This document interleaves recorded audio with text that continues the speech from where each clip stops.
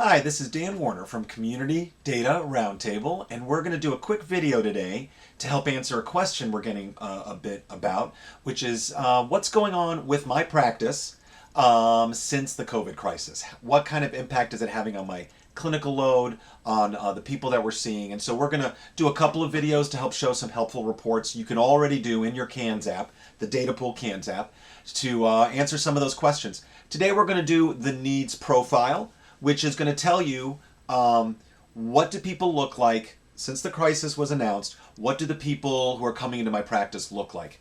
In particular BHRS, because that's what a lot of the people who are watching this video do, but of course there's other levels of care. And has it been different? Has there been higher risk, lower risk, less people coming, more people coming? What can we know about this? Because that information is going to be very helpful for you in planning your clinical work at this point, including especially the fact that everyone's probably working from home in tele, or at least a lot of people are. So what kind of things are they seeing from a tele environment? And this is going to help you then also parse out, as we move forward, which are the clients who do well in tele, which are the clients which we actually probably need to have come in, or that we need to go to their home and figure out how to do that. So the CANS is going to give you information of that. And I'm going to just teach you a very simple report right now, the needs profile on your active clients, to help answer that question. So let's take a look. First, I'm going to just do a quick PowerPoint that takes you through the steps, and then you can watch me do it. And hopefully then you'll get it. So this is the login screen. The people who can run this report have to be administrators or supervisors for your agency. You know you're a supervisor or administrator when you get this side menu here. If you don't have that and want to run this report and that's appropriate for your role at the agency, please just reach out to your local CANS point person, and they'll make an account for you or upgrade your account appropriately. Then once you have this menu on the left, you're going to go to the needs profile. The needs profile is the report that shows you the needs profile of your well, actually all sorts of different parameters, but we're going to look at it for our current caseload. All right, so then you're going to get to the filtering screen for that report, and we want to figure out what is happening now. So here are the steps to go through. First, you want to use the tab for the first time point, because we want to measure everyone at all. And if there's people who've only been in once in your program, they are never going to show up on the second time point tab. So we're going to stick with the first time point tab. Then we're going to pick the date span. The emergency declaration for COVID was declared March 13th. Probably sometime around there, your workforce switched to working primarily from home. If you want to pick one of those dates, I'm going to do from March 13th, 2020 to the day I'm making this report, which is 5/13, happens to be a nice 2-month period. Maybe you'll be doing it a little later than that, but pick a time period that's right for you. Then you want to keep this filter as it's already set up, which is earliest to latest, because you want that first CANS that you're capturing to be the earliest CANS. Either it's an initial or a continued. You want to always capture it. Now let's say you want to later do an analysis only of people coming in since the COVID crisis hit, then you're going to want to choose one of the other options on here. But for this analysis, where we want to know just what does it look like right now, people coming in and people who are here already, take earliest to latest. Then you want to make sure to click on this box here that says most recent assessment, because if someone's had multiple CANs within that time period, you want the most recent one. That's going to be the freshest information for you.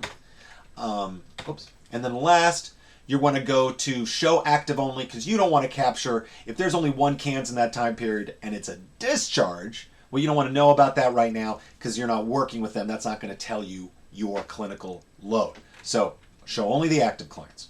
Now, after that, you can do all sorts of other filtering by severity level, ASD level, diagnosis, county. There's different providers that might be sharing information with you, different programs you might want to choose from. So go for it. I'm not going to do that for this demonstration. I also just want to highlight, there's always this link on all of our reports down here at the bottom where you can get a walkthrough of how to interpret it and how to work the filters. So always make sure to use that if you need it. And then once you're done with all this, boom, you're going to press the filter button and we're going to see what the results show us. Okay, so I'm going to now do this live. And you can see how things get clicked, and then we'll actually take a look at the result. So here we go.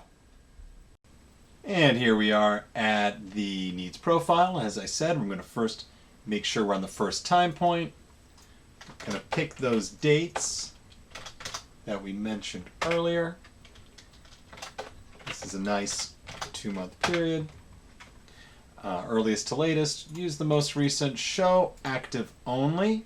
It's really all we need for the example I'm giving here right now.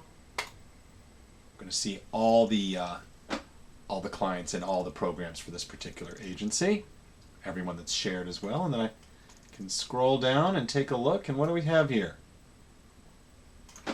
Maybe make it a little bigger.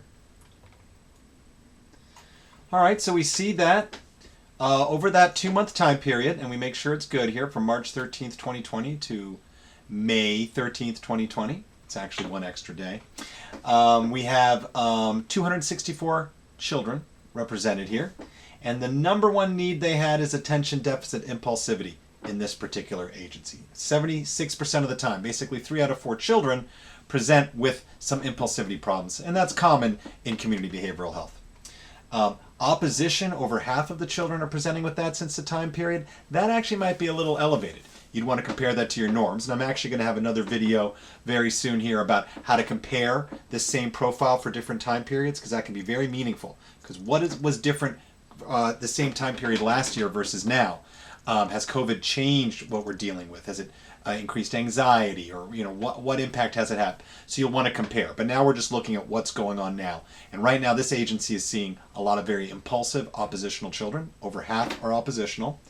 High danger threshold, it's red. That means it's one of the risks items, 45%, which is basically just shy of half. So 1 out of 2 children are showing that particular risk item.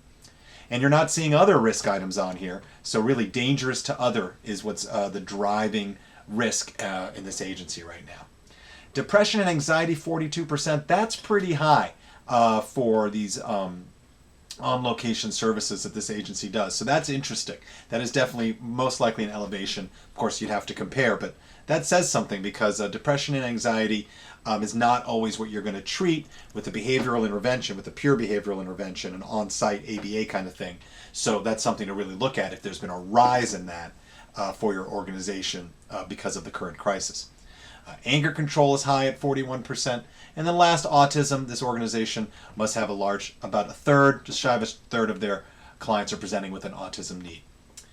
The last 4 items on the needs profile are your functioning problems. The first 6 are your mental health and risk items. Here's your functioning. The number one problem is social functioning.